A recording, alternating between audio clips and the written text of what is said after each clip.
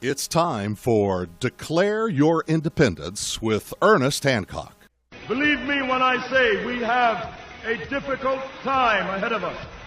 But if we are to be prepared for it, we must first shed our fear of it. I stand here without fear because I remember that I am here not because of the path that lies before me, but because of the path that lies behind me. I remember that for 100 years we have fought these machines. And after a century of war, I remember that which matters most. We are still here! Tonight, let us make them remember we are not afraid!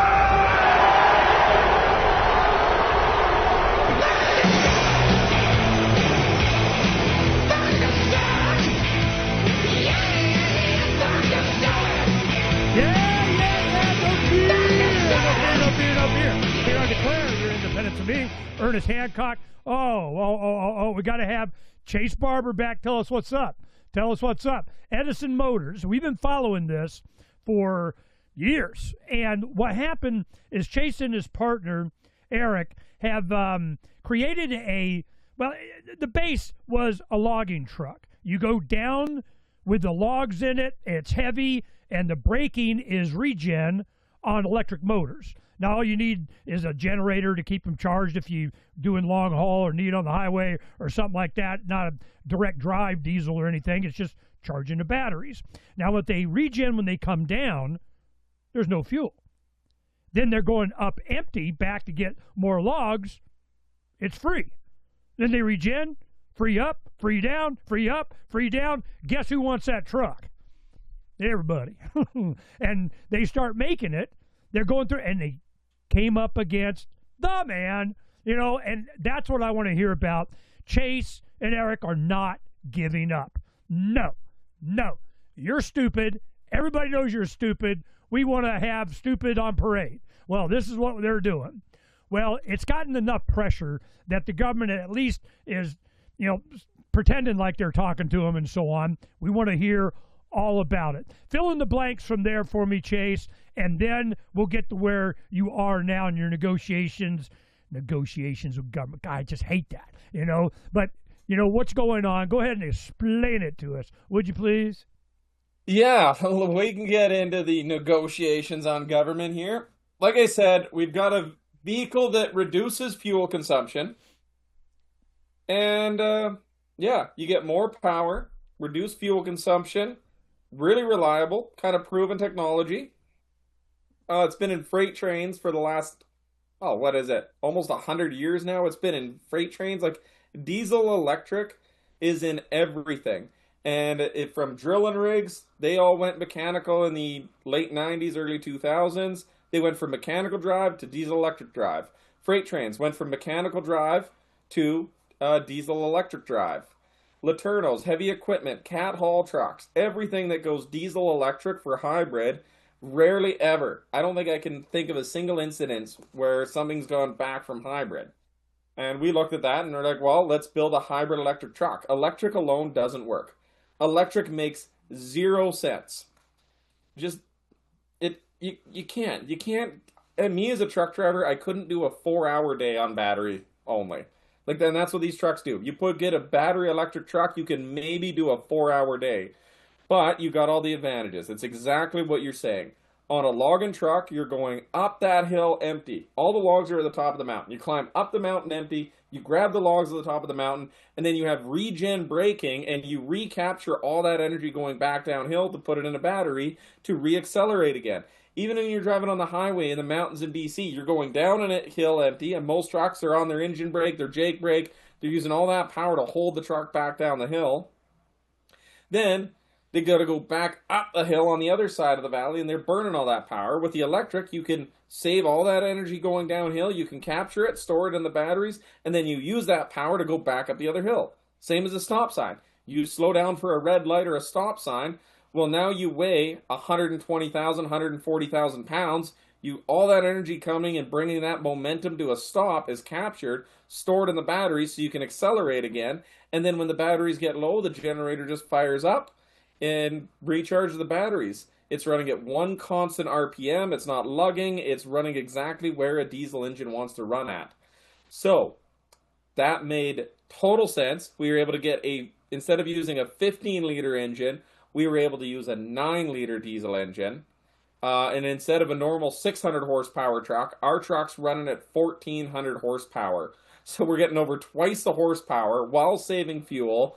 It was just a no-brainer win-win. And the government came out and said, hold on, you can't legally build that. Why? Well, because it's got a generator.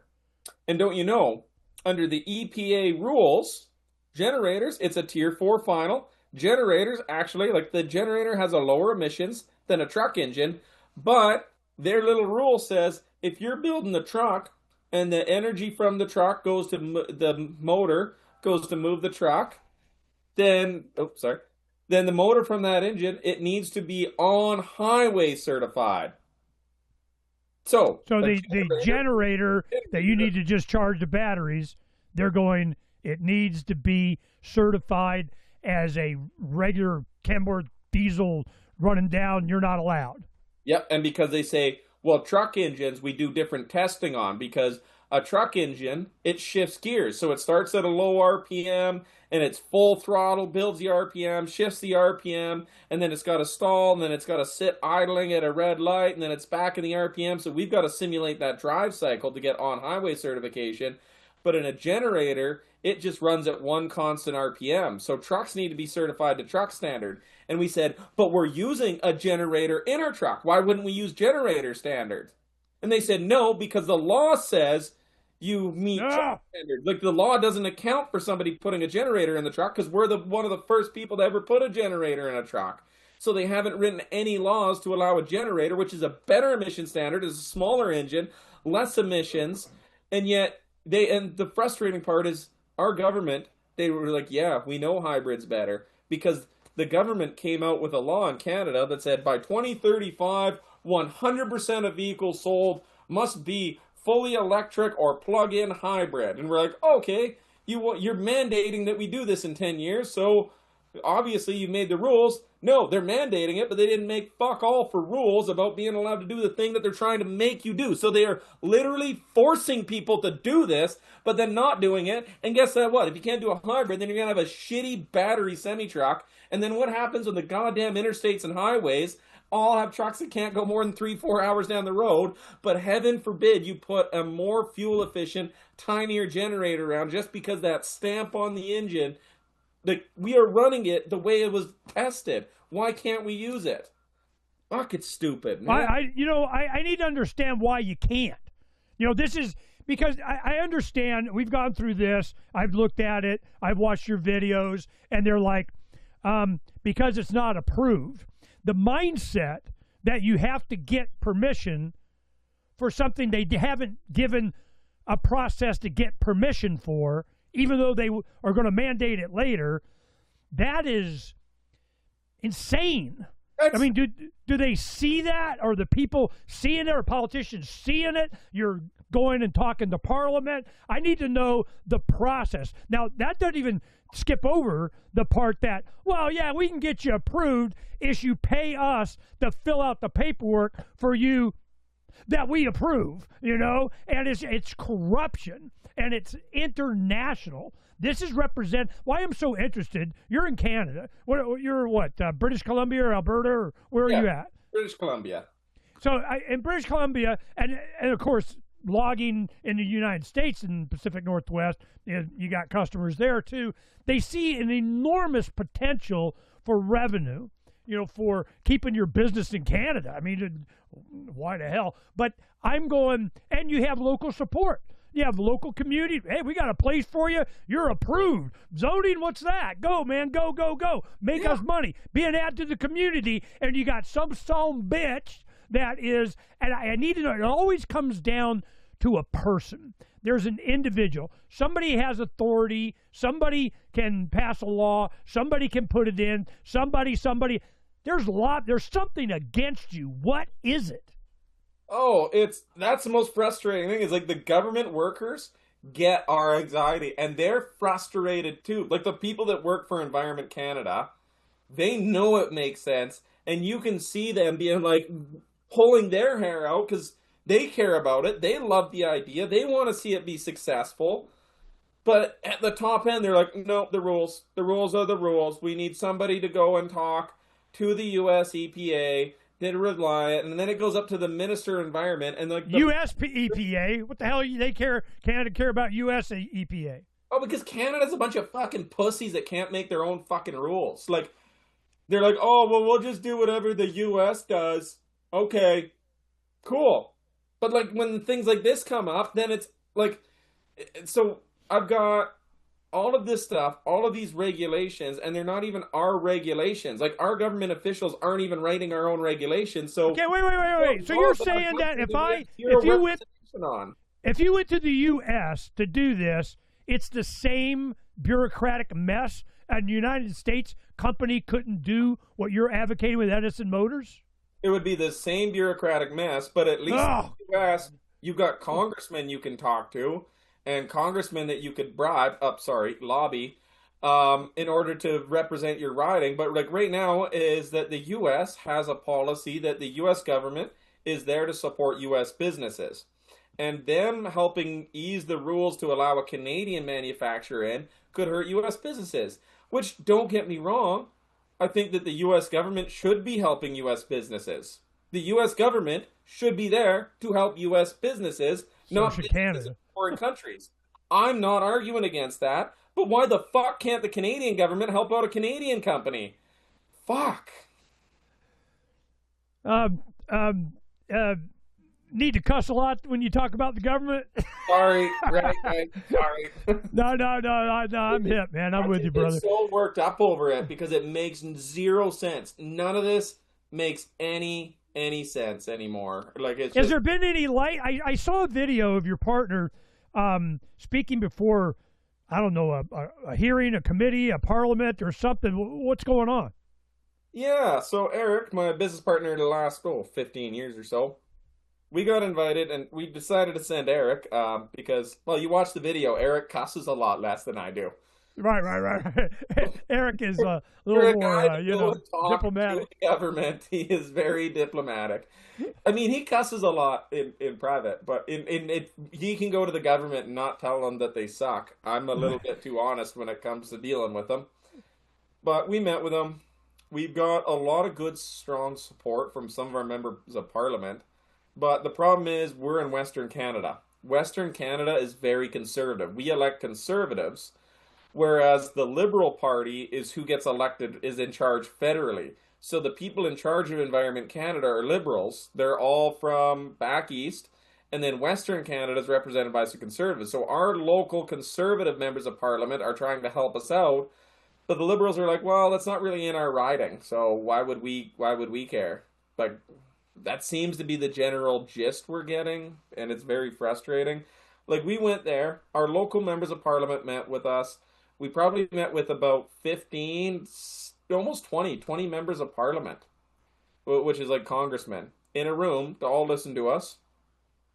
And we even asked, like, when we were in Ottawa, could we have a quick meeting with the Minister of the Environment, the one person in charge? And they're like, oh, sorry, she's going to an art gala this evening. Or an art exhibit today. It's like, okay, well, why is the Minister of Environment going to an art gala? What does that have to do? Like, what is her job during the day to go to an art gala? There is a session in charge where people are talking about what to do, and like the meeting was about how they could help out companies to achieve cleaner environmental technology.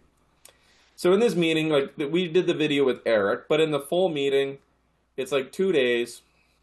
There's a bunch of companies that are talking about their frustrations and things that would help them.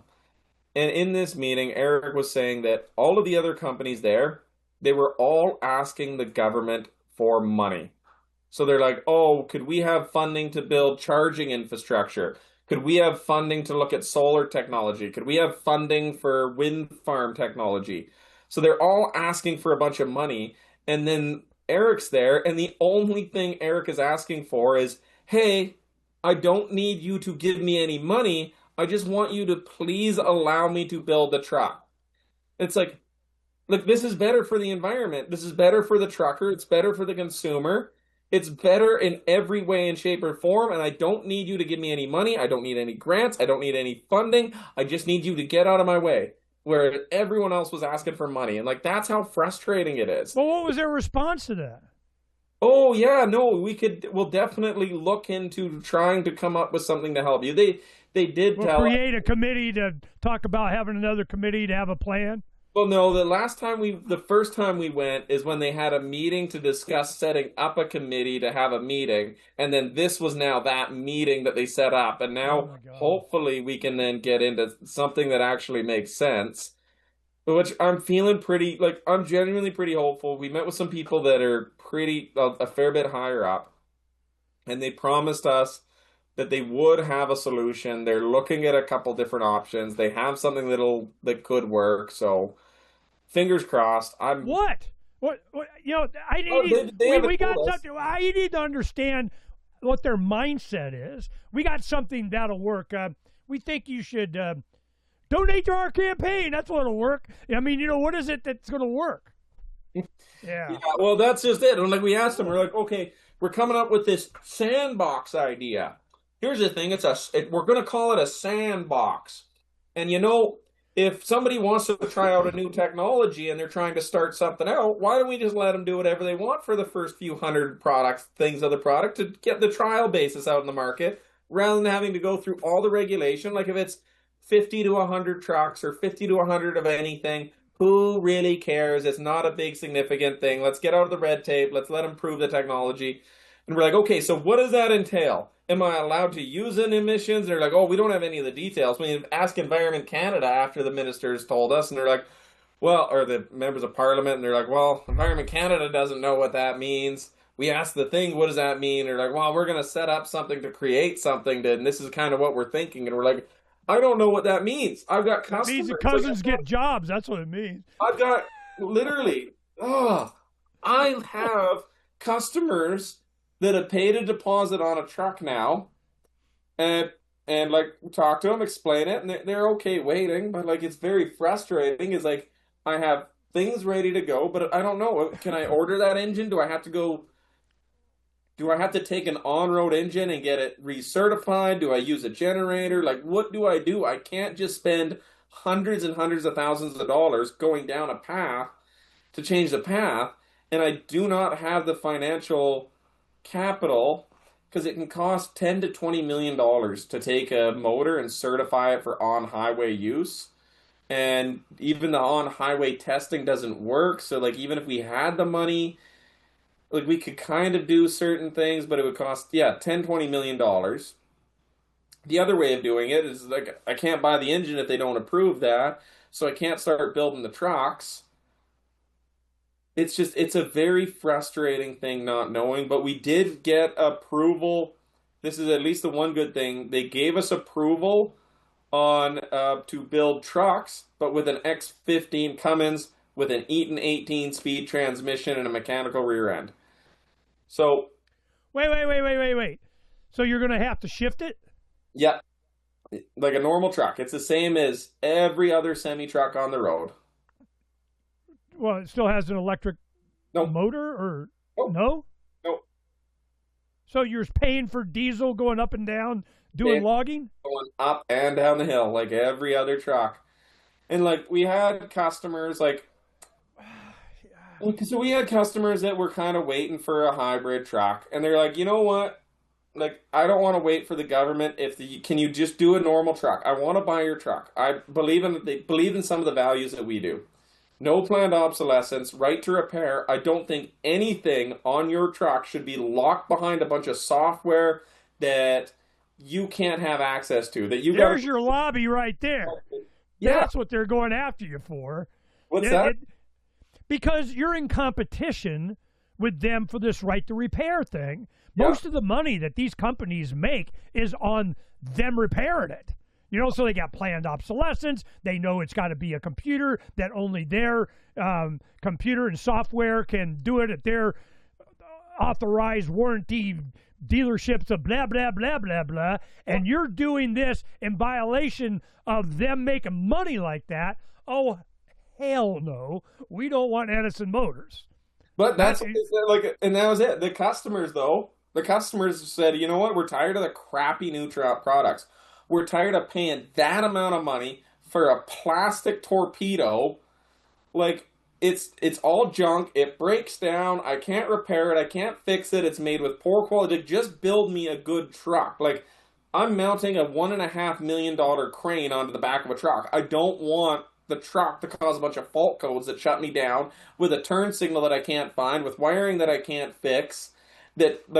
So build me a good truck. And if the government was going to delay us on the hybrid trucks, we decided that, okay, well, those customers are asking for that. The government says we can build this. So let's just build trucks and we'll just be a normal truck manufacturer. But it's frustrating is what it is, because it's 3 years. 3 years of research and development on this hybrid.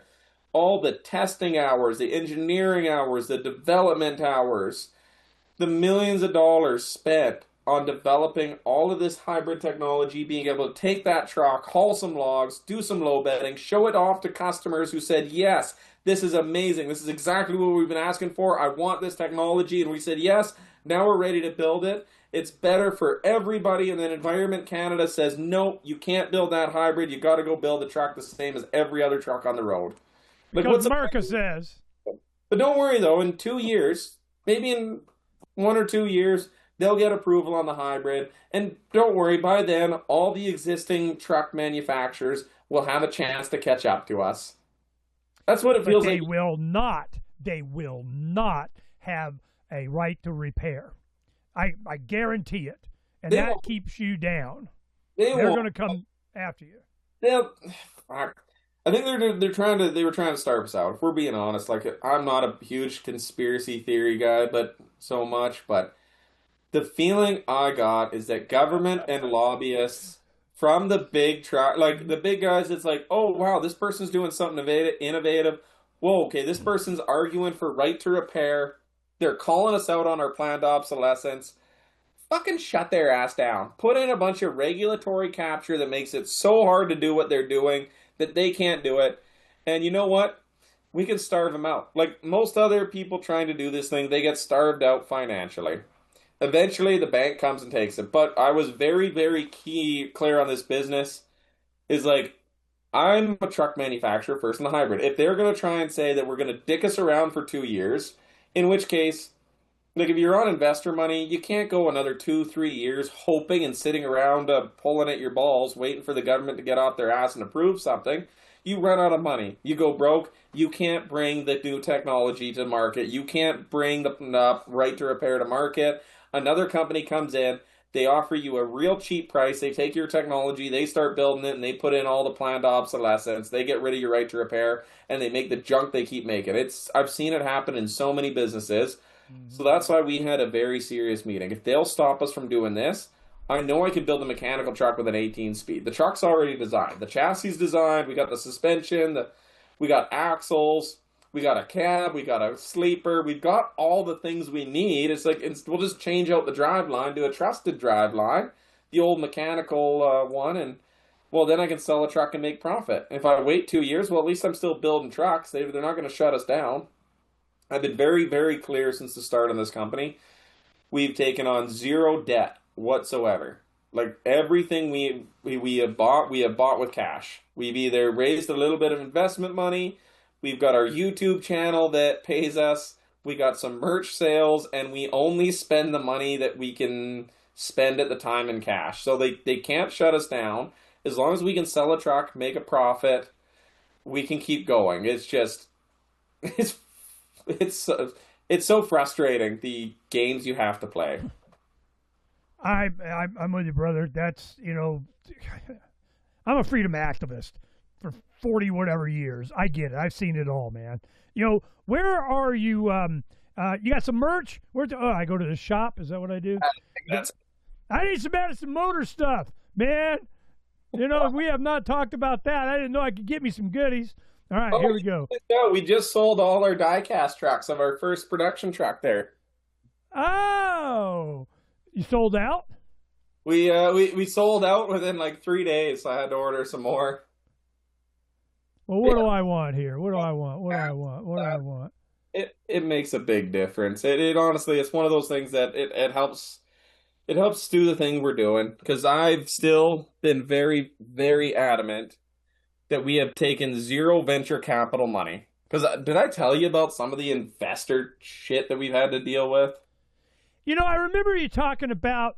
Yeah, I'm gonna go ahead and get me a hoodie because I don't have enough hoodies. Oh. The investing, you have to qualify. You have to be rich to be able to invest in something.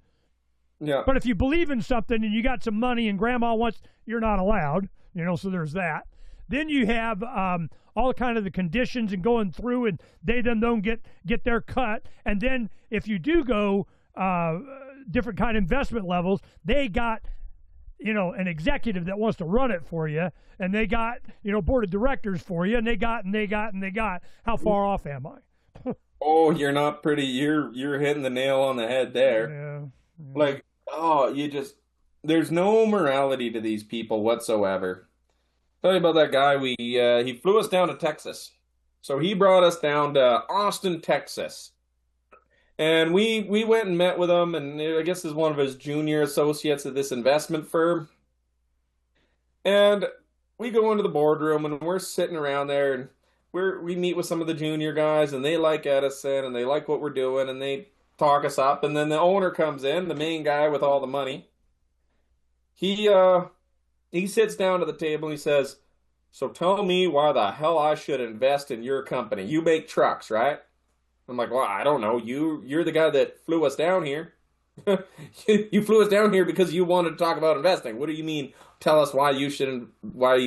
He goes, and he kind of cuts me off. He's like, "I invest in pharmaceutical companies." He's like, "Because you can increase the price." He's like, "I just bought up a company that makes heart medication." Now, I don't remember the exact figures, so don't quote me 100%, but it was something along the lines of, he's like, when I bought them, they were selling their heart medication for $50 a month. He's like, I was able to increase the price of that heart medication to $1,500 a month through that company. He's like, because we were able to get the patents on that. We had the patents. He's like, that's the thing with that. He's like, they are going to spend it. The people that need that heart medication, they're going to spend that $1,500 a month, or they're going to goddamn die. So guess what? If they're the choices between dying or giving me $1,500 a month, they will give me the $1,500 a month. I can't do that with a truck. He's like, how do I increase the price of your truck? He's like, you got to start selling. He's like, we can do it. He's like, but you got to sell parts that they've got to buy, they've got to replace. And he's like, you see, there is a way we can do it. He's like, it's a $500,000 truck. He's like, you don't throw out a $500,000 truck because that turn signal's $700. You'll just buy a $700 turn signal. You know that turn signal you're putting in off the shelf, $50? Well, you can put in a $700 turn signal, and they'll keep the Ford like. And we're like, fuck off, dude. You're a piece of shit. And we walked out of sorry about the language again, but we walked out of that. We walked out of that meeting, and I did a video right in front of his office. And actually, no, that the truck price guy might have been a different guy. This is the heart medication guy. Either way, we met with a couple guys that are like that. But like, just what a shitty human being. Like, you're gonna pay me $1,500 a month, you're gonna die. What about the goddamn family that's struggling to get by? They're struggling with their mortgage. They're struggling with sending a couple kids to school, making a better life. And some guy decided that's already rich as hell. That guy is already a rich son of a bitch. He wants to put people out or kill somebody's husband, kill the sole breadwinner of a family because the dad has to make a choice of, oh, do I send my kids to school, save up money for my kids, or do I stretch my heart medication? What a piece of shit. And like, those are the investors you got to deal with in this industry. So we've told those venture capital guys that just like pound sand. We don't have any venture capital. There's no family offices. There's no single large shareholder. And it's like, there was another one that they wanted to put some money our way. And they had they had a computer program that it would send you an alert on your truck. You know when you get a little check engine light on? Well, you could pay a couple $100 monthly subscription to this company. And what would happen when the check engine light would come on? It would send you an email about what that check engine light. And they were saying like this would be great. You can market this to all of your fans as a way that you're against planned obsolescence. Because instead of having to come back into the dealership and pay you to hook up a car machine, they can just get an email about what the check engine light is every month. And I think the company was going to take like 30% of the total thing. So they make their $100 a month. We charge a customer $300 a month or whatever. And they get an automatic email about what's wrong with the truck delivered to them. But here's the goddamn thing that like pisses me off is that the truck already knows what's wrong with it. The truck is throwing out a fault engine code because the truck can detect that there is something wrong with the truck. So the truck says, hey, I have this issue right here. You should be aware of it. So if the truck knows what's wrong with the truck, it can display what the engine code is. All you are doing is paying a $300 a month subscription to get information about something that you legally own and is wrong with it. The thing that you own knows what's wrong with the thing you own. It should have to tell you what's wrong with it. It's already built in. All the trucks nowadays, every new vehicle has a computer screen in it. That computer screen can display the fault code, display what's wrong. There's no reason to spend $300 a month or $350 when you go to a dealership to get a diagnostic service done. And they're trying to be like, you can market that for right to repair. You'll make an extra $200 a month off of every truck you sell, and it's going to be great for your customers. And you're like, and I told these guys, I'm like, well, the truck already knows what's wrong with it. We don't need that. Our customers don't need an email. The truck can display it. And they're like, well, you're missing the subscription. He's like, you can still market it. He's like, he told me, he's like, well, people are dumb. They don't know that the truck already knows what's wrong with it. He's like, they're just truck drivers. They're too stupid to know that the truck knows what's wrong with it and that it could just display it. He's like, you'll just tell them that this is a way you're improving their right to repair. Like, dude, screw off. Number one, you're insulting their customers. Number two, you're just finding ways to leech an extra $200, $300 a month off of somebody just trying to run a small business, trying to get by, trying to deliver freight, trying to do the best, like for per truck. Well, this system is integrated with the government as well. There was programs that you were qualifying for because they did want to have an environmental, not that that was your goal. You know, you're like, hey, it just makes sense and we're not stupid. Well, they were going to get this program and get all approved and grease the skids for whatever. All you got to do is fill out this form and you'll get this money, you'll get this attention, you'll get what you want. But you need to pay us to fill out the forms for you. And oh, by the way, we're the ones that approved the program. You know, I remember that. You know, yeah, I mean, it's corruption all the way. Where the government hired a company to advise them on what to spend in funding for green technology programs. Basically, the government said, hey, we don't know how to fund clean technology in vehicles. Will you please recommend how much funding should go to what industries to make an impact? And that company said, yes, we will. Thank you for paying us. We will do a study. Here's how many millions of dollars billions of dollars you should spend on clean technology programs. And then that company said, hey, now you can pay us to administer the clean technology program. So we'll take the taxpayer money and we will decide who gets the money based on who applies. And then that same company came to us and said, hey, we saw you applied for a program, one of these programs. Why don't you pay us 20% of whatever you win? We'll take a 20% success fee. Like, well, yeah, you did all the recommendations for the funding. You decide who gets some of the money. Like, you're the ones deciding on the program. And now you want 20% success fee, and you'll write our grant application for the government programs. That they approve. And I went forward with that, and all I got, so I can't mention company names, all I got was a bunch of lawyers that are like, hey, we're a multi-billion-dollar company, we will sue you into oblivion. So I had to, okay, I can't say anything. I can't like talk about the company, talk about the specifics of the grant, because the basic thing is like they have so many lawyers that I just agreed that like, hey, I won't go on my social media and I won't mention this company name, and they won't sue me into oblivion anymore. It's like, okay, I'm not mentioning your company. Okay, I'm gonna kind of drop it, mention it in passing, but no more like. But that's kind of horseshit. Campaign.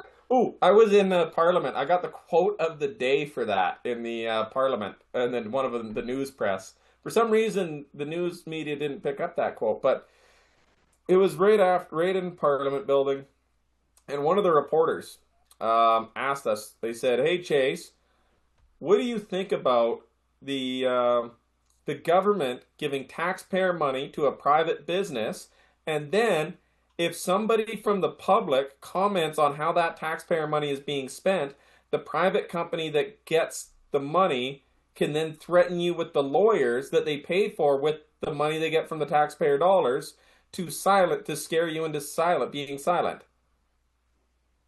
And I said, I think that's kind of horseshit. And that was the Parliament quote of the day. Chase Barber, Edison Motors. That I feel like that's horseshit, but I think it is horseshit. It's taxpayer money. It's money that we all make and pay to the government. That's what's being spent. I think I should have a goddamn right as a taxpayer to say, hey, I think there's some issues with how this company is spending my tax money, and that company shouldn't have a legal right to sick their lawyers on us and say, we'll bury you in so much paperwork that you'll, like, it's taxpayer money. I should have a full right. And that's what the government's doing here. It's nothing about that. So the government, you're free to criticize the government. That's all free speech. You can say whatever you want about how the taxpayer money is being spent here in Canada. I could criticize the government that the government's wasting money this way, the government's stupid, the government's corrupt, the government's embezzling, the government doesn't know their head from their, like the government doesn't know what they're doing.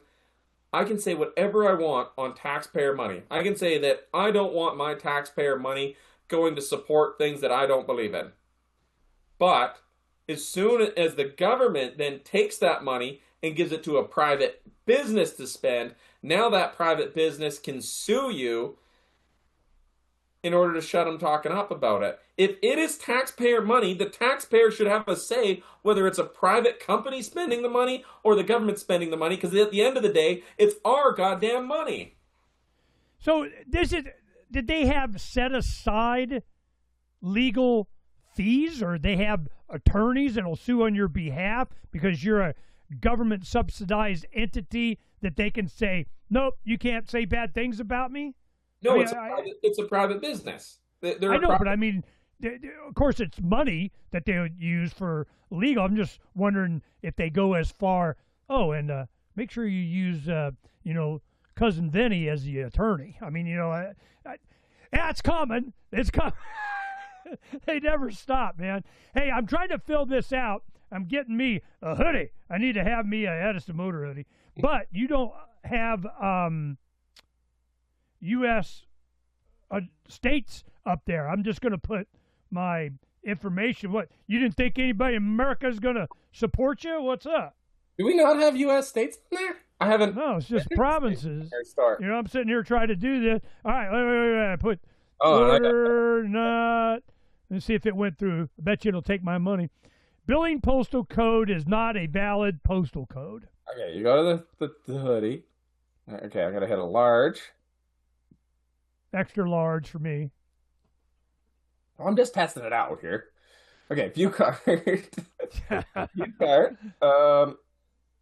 PST, GST. Is it charging you PST? Because I got the thing. Oh man, that's annoying. All our merch, we now get taxed 34% for tariffs if we send it to the States. That says billing postal code is not valid. You're not allowed to ship to America. Country region.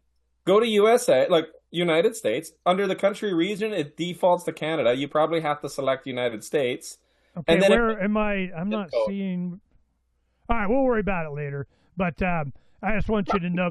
Here, Donna, go to Edison Motors in their shop and get us a hoodie. Go ahead and send him our information and You know, whatever. He can I do it appreciate it, but manually. if you send me your information, if it's this card, I'll get Theron and Alicia to send you a little care package. And you know what? I may have an extra truck laying around. Yeah, a truck. I want a whole. Oh, you mean a little die-cat truck? Okay, well that's cool too. Well, you should see No, the I wanna 35% tariff on the truck is wild. No, my thing is I want to. You support that what you want to see more of, and I want to see more of Edison Motors. I want to see this kind of thing. It's not just that you've done this and you have such a great idea and a product, and you have a lot of support, even local community support, industry support. It's the government. It's a philosophical. You're not allowed. We're here for somebody else and not you. And I'm going.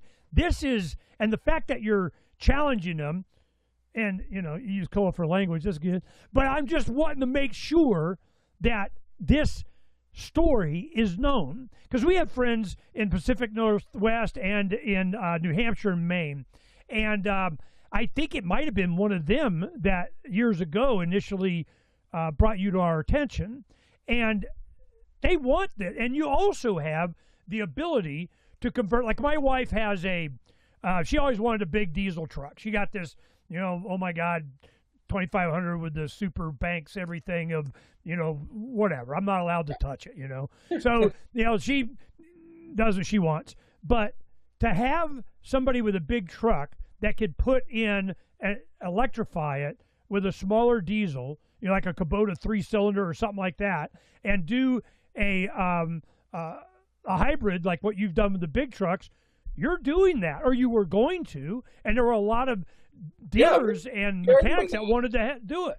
Yeah, no, that's still in the works. So the very first one we built, it rolled off the line. We've been doing that with the Boss Garage, and it's now down in Nevada at a testing facility, and it spent the last 2 months going through all of its extensive testing to make sure that it works and get us all the feedback, and so it's been doing pretty well. We've hauled 100,000 pounds with that pickup truck so far. So, oh my God, it's been able to pull 100,000 pounds worth of load without any problem. So it's doing pretty good. Beat that crap out of a Cybertruck. Yeah, it's done up to 40% grade start and stop, 60% grade hill climbs. Been doing some like water fording where they got to drive it into the water, I think, and they got like a saltwater bath. So far, the only issue we've had is we've blown a turbo. So the turbo on the 2.8 Cummins went, but I mean, that was under warranty. It was a new turbo. And so far, the results have been pretty decent. Yeah, and once we get the results back, we're hoping end of February. They should be finished the testing. March, we should have the results. And then we will work to improve any of the things that we need to be improved on.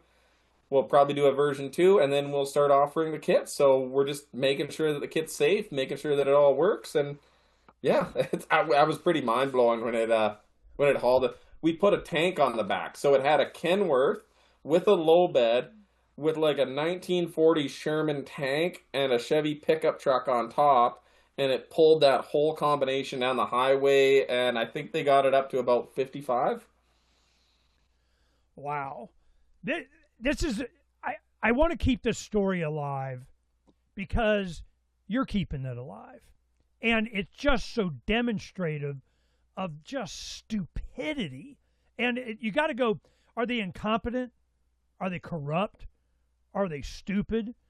And I think they need incompetent and stupid people to do the work of the corrupt people. And that is, they just, yeah, give me a paycheck. I'll say whatever you want me to say. What do you want me to say? That's me. It's kind of the Tim Walz, governor of, God, what is it? Minnesota? I can't, it's state after state after state. We had a Battle on B story we put up on Freeman's Phoenix, and it goes, Tim Walz is resigning. He's not going to run so he can spend more time in prison, So I'm going, okay, it's always with the family. Well, he's going to prison. So this is something that what is the next stage that we're at? You're okay, the parliament, the government, and environmental guys are shining us on, but we are able to build trucks with these regular diesel engines, with a drivetrain, with shift. That's the biggest problem ever with, long haul trucking area, shifting all the time. Oh my God. Somebody pulled in front of me and cut me off, and I got to slow down the traffic and everything, and I was cruising along the highway, and I got to shift. I'm going, what you had demonstrated is so obvious. And I'm wondering, I'm just, you're uncovering, do you think you've uncovered a little bit of corruption?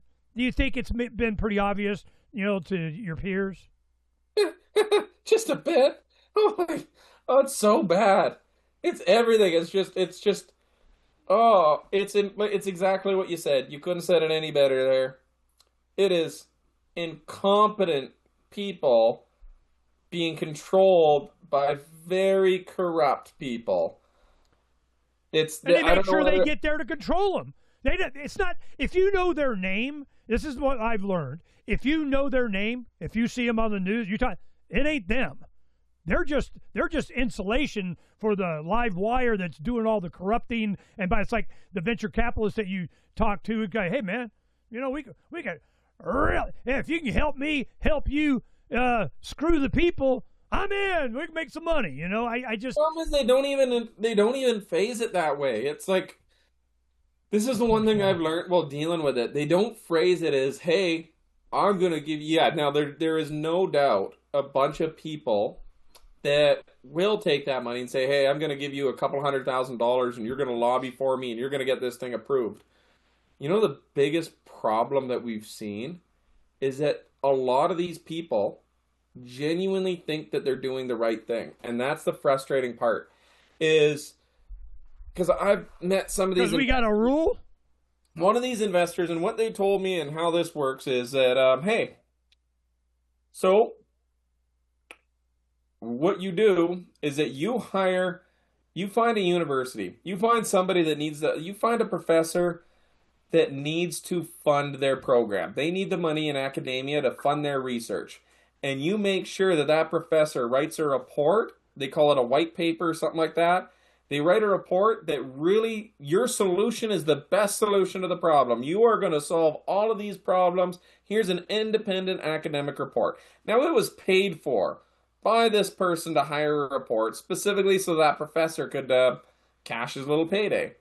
Now, what they do is they find somebody in government that wants to do the right thing. Because now I've met a lot of politicians, and a lot of them want to do the right thing. Because, yeah, there are some truly corrupt politicians, but there are also some politicians that get in there for the right motivation, the right aspect.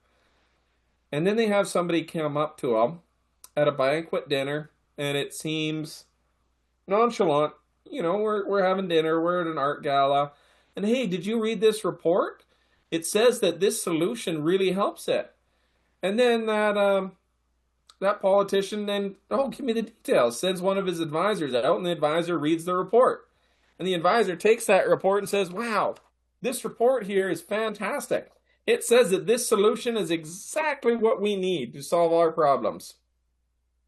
And then the politician goes, and then they make a rule based on that report that they read that was written by the corrupt son. So sometimes it's as direct as, hey, we're going to pay you, and you're going to do this thing because that's going to benefit us. Other times it's, hey, we're going to hire some academics. The academics who need their funding are going to write a report that's going to say that our solution is the answer. And then when that politician gets there, they're going to find out. And then what does a politician do? Well, we should probably do a study. And then they hire a consultant. And they hire a consulting company to go in and be like, hey, here's a report. This seems to make sense. Can you advise a plan for us? And guess who that consulting company has on the payroll? Also that other big corporation. So these corporations hire all the big consulting companies, and the consultant companies then say, oh, yeah, that academic report, here's all the money you should put towards that thing based on that report that you paid that guy to write. So even if the politician has the best of intentions and they want to do the right thing, the system is so flawed that if they're not on the ball and they're not paying attention, or they're incompetent, or they're just stupid as hell and can't read between the lines, they'll fall for it. the system is so screwed up, and I'm seeing more and more of it dealing with some of these investors that, oh yeah, don't worry, we'll just hire a guy to write a report that says your thing is the best thing ever. No, we've gone through this before in Washington State, not too far from you. There was the same kind of thing, environmental, it's water, right? They're trying to get the ranchers and farmers, they're attacking everybody. They want to get them off the land. They got to, I don't know, have calf-eating wolves out or something, whatever they're doing. And what happened was they finally got a wealthy individual challenging it, going, this is not right. This is not true. This is a lie. This is not the problem. So they finally, after lawyers and hundreds of thousands of dollars, they get to the point where they go, well, if you can get a report, somebody come out and do the certain study and water flow of the blah, blah, blah, blah, blah, then they'll be like, okay. And they go, well, and hire this guy, go through this approved list of whatever. So they do it. They're nice people. They bring them out. I was there. They go and they put, sticks in the, with recording cameras and sticks with water levels and do all the kind of stuff. They come back, not a problem. It's great. It's wonderful. We don't care. Never mind. No, we don't care what they say because they didn't want it to begin with. They just have you going through all of this jerking around so that you'll just bleed you. And, but these people are wealthy and they're principled like you. And they're just, you may not be wealthy, but you are principled. You're not going to say, I give up, and you're going after them. That's why I want to support you. And Donna's sending you all the information to get my hoodie. Damn it, I want big giant Edison motors on my chest. We'll get something like that for sure. Oh, man, you ever seen that scene from Yellowstone? It kind of sums it up pretty good. Where the Kevin Costner, he gets elected governor, and he walks into that boardroom with all his policy advisors. And he meets with the one advisor, and they say, hey, we're canceling oil and gas exploration in this valley. And he said, well, why are they canceling that? Well, the oil and gas exploration negatively affects the sage grouse population. And they said, oh, well, that's okay. And he's like, what's item 2 on the list? Seems like you're approving 200,000 acres for the solar development project. Yeah, it's going to be great. It's solar energy. And he says, well, what about the grouse? What about the sage grouse? And you're like, he's like, do the solar panels affect the sage grouse? And he's like, well, there's been no reports that solar panels will negatively affect the sage grouse population. And then he's like, what do they do with the sagebrush when they put in the solar panels? Well, they clear the sagebrush and then they put the solar panels on. He's like, sage grouse live in the sagebrush. Seems like removing 200,000 acres of sagebrush will negatively impact the sage grouse population. Like, it's just that. It's like zero common sense. It's that, oh, well, we don't have the report. I don't have the report. Or I have the report that says this is okay.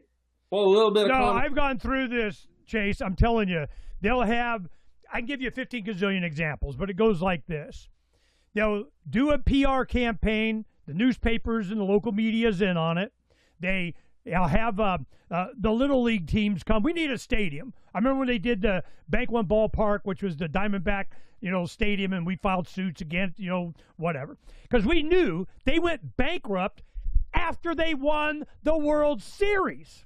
And we knew that was going to happen because the way they financed it, they had to make $187 a seat a game. I mean, it was ridiculous that they were never going to be able to do this. So we go after them and so on. Didn't matter. To be able to get it passed, they had Little League teams coming in lobbying for them. All the lobbyists got these Little League teams. Oh, we need to have. Then they were saying this was a spring baseball that they have, before the regular season starts. They come to Florida, Arizona, southern United States to practice and so on, and get prepared. Well, in the spring, they come and they say, you know what?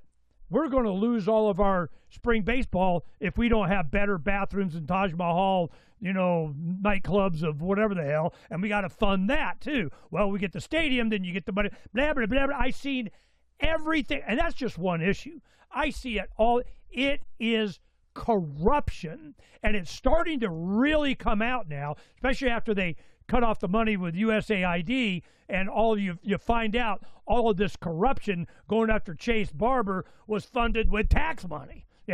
So it's all about supporting other interests. When you don't have the right to repair, and you're doing that, I'll bet you that I don't know how many trucks you plan on selling to the logging industry. I would think a significant amount. That's just a no-brainer. But I don't think it's just that. I think it's the idea of not planned obsolescence, being able to repair your own stuff, off-the-shelf technology, get a freaking screwdriver and a multimeter, and you can do it your damn self. This is what you challenge. This is how the big corporations, and we're going to charge $1,300 for heart medicine that costs 14 cents to produce in a factory. I get it, man. And that's why I've talked to you on a regular basis, because I knew what you were going to uncover. I knew what you were going to experience. I knew what it was going to highlight. I knew. And man, you didn't disappoint. So I'm just like, good.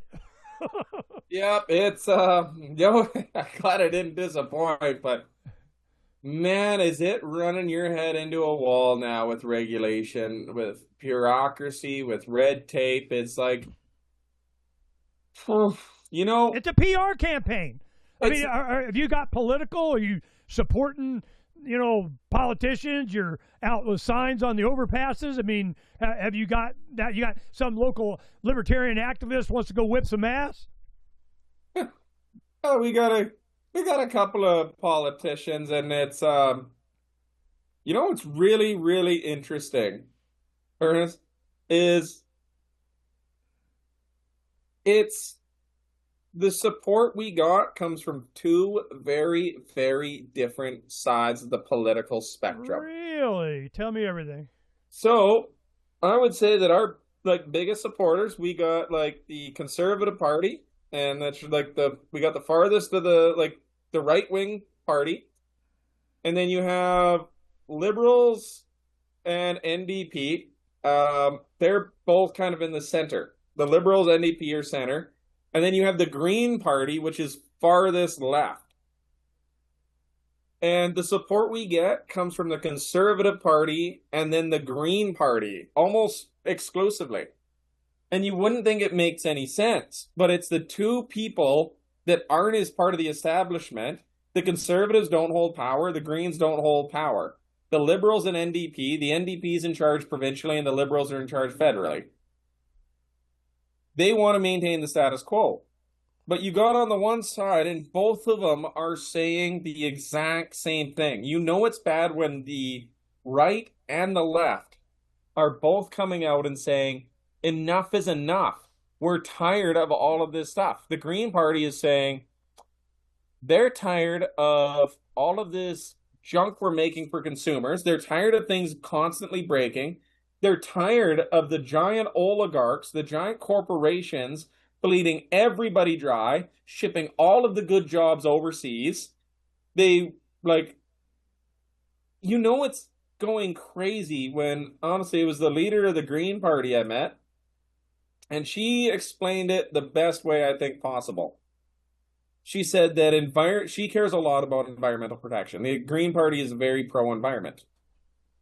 So she said that environmental protection is a luxury good, and we need to remember that. She said environmental protection is something that rich countries can afford. The poorest nations on Earth have the worst environmental protection. Nobody is worried about putting solar panels on the roof of their house when they can't afford to put groceries in their fridge. Yeah. And it's that kind of attitude. She's like, we need to bring back a bit of common sense, because you're seeing companies like Edison that are reducing emissions. You're seeing other companies trying to put solar panels out, trying to bring clean technology up, and trying to bring innovative new products, and they're hitting a roadblock after bureaucracy, and they're like, look, these are things that make a big difference environmentally. There's your things that are good for the economy, that make sense, and the free market could then go and decide it. Like the Green Party is right now, is like, stop funding mega corporations and billion-dollar companies in this green money washing scheme. Like the Green Party was literally saying, stop giving billions and billions of dollars to billion-dollar corporations that are just going to piss it away to see no environmental. And they're saying, just get rid of the red tape. Things like Edison Motors, get rid of the red tape and let. No, Edison you're an excellent example. You're creating jobs. You're providing a needed and desired and marketable and paying for and ordering and wanted vehicles. They're more environmental. They're better performing. It does, great for the local community, Canada in general. It sets a standard. It checks off every freaking box, and they don't care. This is you just got to keep beating this drum, and I want to help you. One thing before you go, I wanted to show people this. You have your YouTube channel. You got 567,000 subscribers. I'm like, holy crap! That's awesome. Holy crap! We got 1.2 thousand videos now. Is that what it is? Wow, that's what it says. Okay, where am I looking? Oh, yeah, damn. That's a lot of videos. Yeah, you're a yacker, man. You're right on. Jeez, sorry. Right on. Right on. Oh, that was a bunch of shorts. I just say we just say what I'm doing. I like showing every step of the process. And even if it's boring, best defense. Axle mounts don't line up to whatever we're doing, I like showing it because it shows people what it's like to start a business like this. It shows all the nitty-gritty details, the good and the bad. And that's one of those things where, oh man, we've been told so many times by a couple of investors that you guys need to shut up. He's like, we would invest in you if you shut up.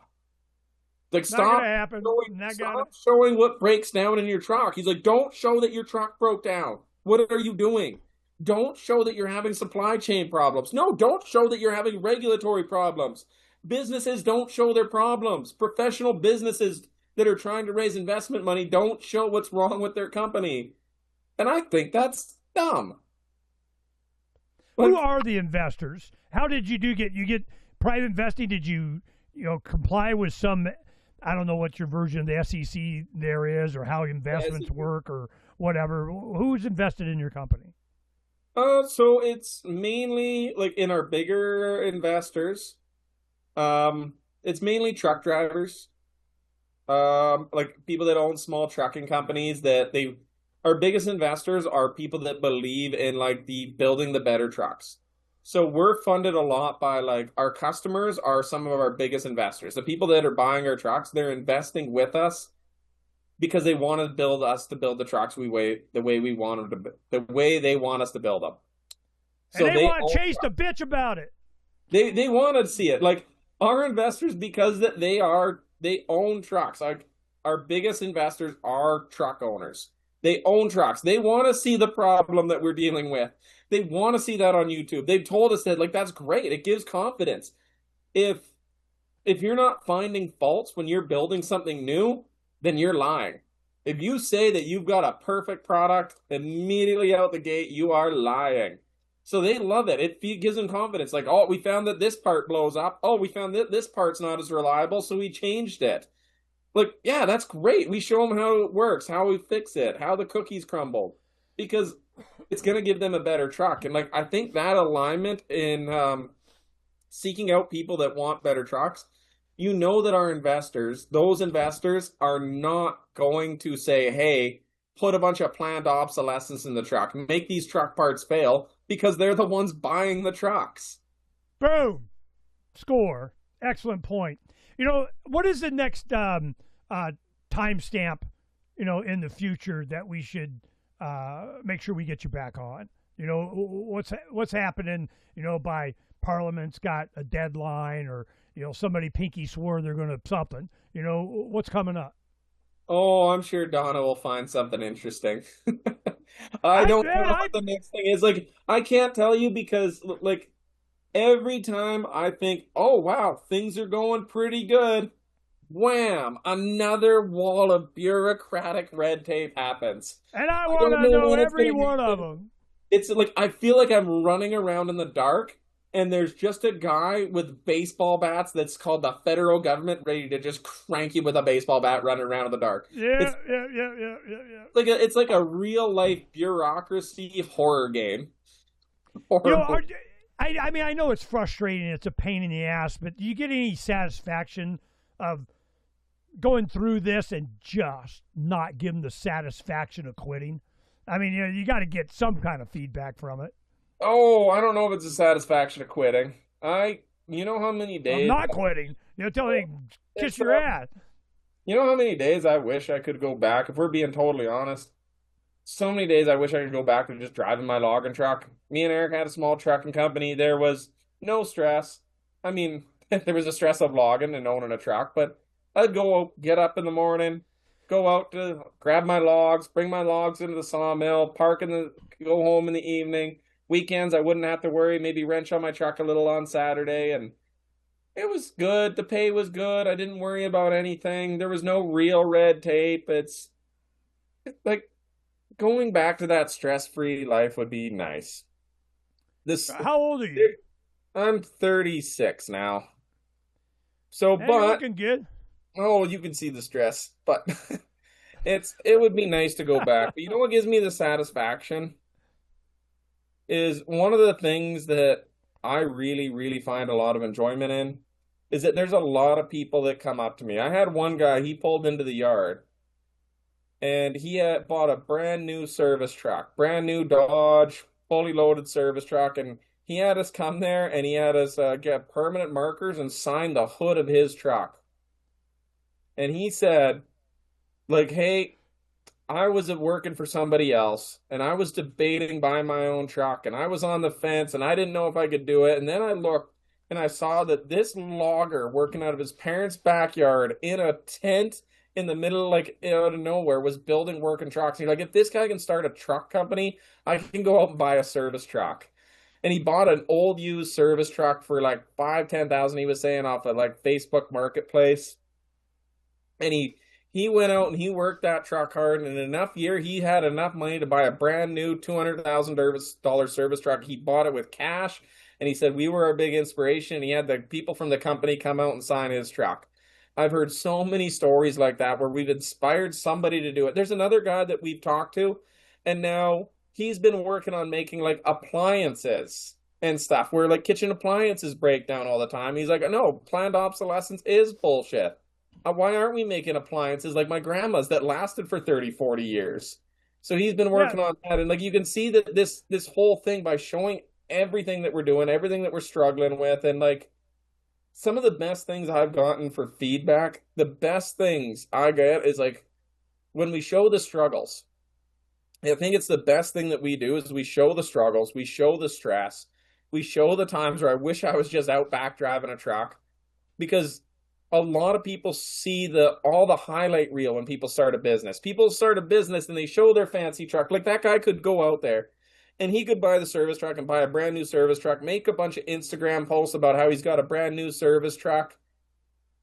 And, and people look at that and be like, oh, it must be so easy to go in business. Must be so easy to do this. But we show the struggles and we show what happens when you just don't give up. Like, yeah, remember the whole terrace incident when we couldn't get the property and we couldn't get the zoning, we couldn't buy the shop, but we pushed on and we found an area that has no zoning, no building permits, and they wanted you. And they wanted us, and it was 300 acres for the same price we were going to get 20 acres, but we showed our frustration where it seems like you want to give up. It seems like nothing is going right, and then just around the corner the universe comes forward and something good happens. But if you don't show the crappy parts, if you don't show the frustration and you just show the good things that happen, when other people start having those crappy parts start happen to them, they don't see the light at the end of the tunnel might be coming. So that's one thing that you made me think of was when I was younger, and I'm old enough to, you probably don't even remember, but they used to emphasize the lonely Maytag repairman. It never broke down, so he was lonely.